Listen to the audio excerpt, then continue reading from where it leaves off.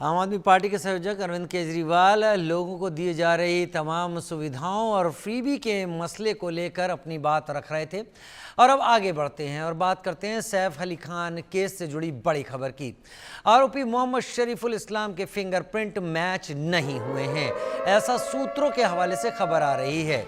शरीफुल के फिंगरप्रिंट्स ने जांच को अब सवालों में डाल दिया है।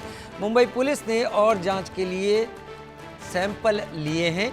कपड़े और ब्लड सैंपल एफएसएल जांच के लिए भेजे गए हैं।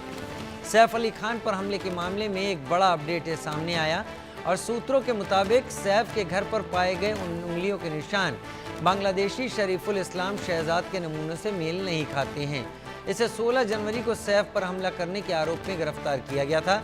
मीडिया रिपोर्ट के मुताबिक जांच सीआईडी ने की थी। इसने शरीफुल के फिंगरप्रिंट पर निगेटिव रिपोर्ट दी है।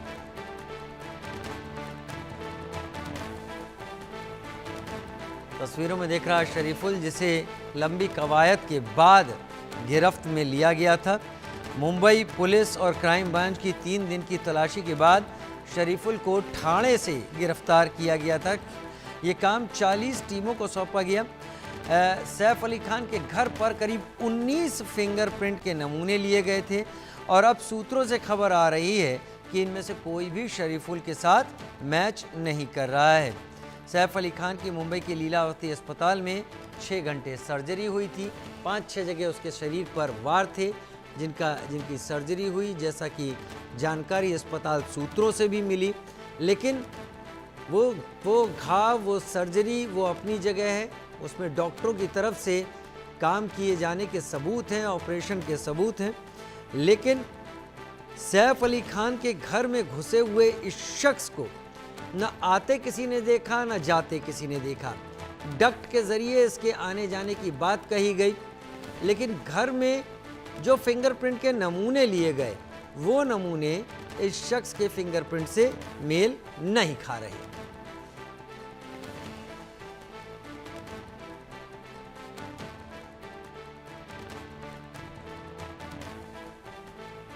एलन राव साहब, पूर्व डीसीपी, हमारे साथ दिल्ली पुलिस इस वक्त जुड़ गए हैं। Jitendra Sharma, senior executive editor, हमारे साथ इस वक्त जुड़ गए।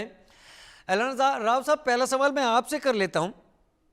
पहला सवाल ये कि घर में मिले हुए 19 फिंगरप्रिंट नहीं मिले हैं गिरफ्तार किए गए शरीफुल से। मैं क्या निष्कर्ष निकालूं? गिरफ्तारी तो हुई है, यह बात भी सच है। कोर्ट में पेश किया है, यह बात भी सच है। उसे पुलिस रिमांड पर दिया गया, यह बात भी सच है। तो क्या गलत इंसान को गिरफ्तार कर लिया गया? इन्वेस्टिगेशन चल रही है, लेकिन ये बड़ा अहम सबूत आपने बताया है कि अगर फिंगरप्रिंट नहीं मिले और 19 फिंगरप्रिंट वहां की फोरेंसिक लेबोरेटरी के ऑफिसर्स ने उठाए और उसके बाद जो पकड़ा गया शरीफुल, उसके फिंगरप्रिंट से अगर मैच किया और वो मैच नहीं हुए, तो इसका मतलब शरीफुल उस दिन उस मौके पर नहीं था जहां के वो फिंगरप्रिंट उठाए गए। ये बात तो तय है अगर नहीं मिले तो। दूसरे और भी कई वजह है इसमें कि शरीफुल के ना होने की वजह से उसका फोटो उस आदमी से नहीं मिल रहा जिसका सीसीटीवी पहले सर्कुलेट हो चुका है इन्वेस्टिगेशन में। उसकी एंट्री का भी डाउट है कि एंट्री डक्टिंग से हुई है, तो फिर बाहर कैसे निकला, किस ढंग से निकला। सिक्योरिटी गार्ड्स ने नोटिस क्यों नहीं किया? इतने 2:30 बजे अगर कोई भी जरा सी बात में कोई अगर सफल होती है, किसी के साथ में शोर मचता है, तो पड़ोसी को डेफिनेटली पता लगेगा, तो किसी पड़ोसी को क्यों नहीं पता लगा? ये कई ऐसे सवाल हैं। दूसरा, सिक्योरिटी ब्रीच है तो है ही है। वो कैसे ऊपर 12वीं 11वीं मंजिल तक पहुंच गया, किसी ने नोटिस नहीं किया। तो ये सारी बातें हैं जो अभी बट इससे सबसे इंपॉर्टेंट बात आपका फिंगरप्रिंट है, क्योंकि फिंगरप्रिंट साइंस ये कहता है कि दुनिया में एक आदमी के फिंगरप्रिंट दूसरे आदमी के फिंगरप्रिंट से नहीं मिलते हैं। तो अगर अपराधी 16 तारीख को था जिसके फिंगरप्रिंट 19 लिए गए हैं, वो ही अगर शरीफुल था तो उसके मिलने ही चाहिए, दूसरे आदमी के हैं तो नहीं मिलेंगे। वो ये सिद्धांत पे लागू होता है।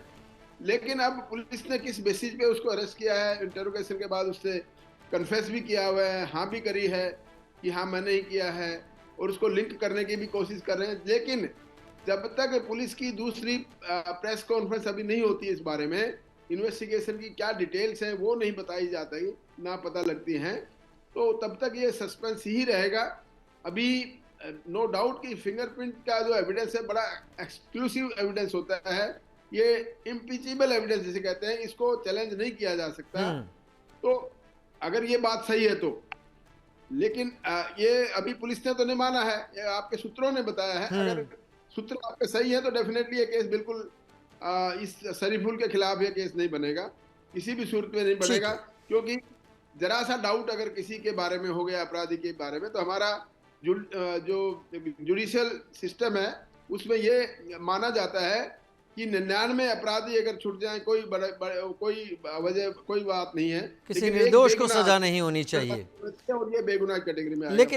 लेकिन ये वाकई इन्वेस्टिगेशन करने वालों को बहुत ज़्यादा परेशानी में डालने वाले ये तथ्य सामने आ रहे हैं। Senior executive editor Jitendra Sharma भी मेरे साथ जुड़े हुए हैं।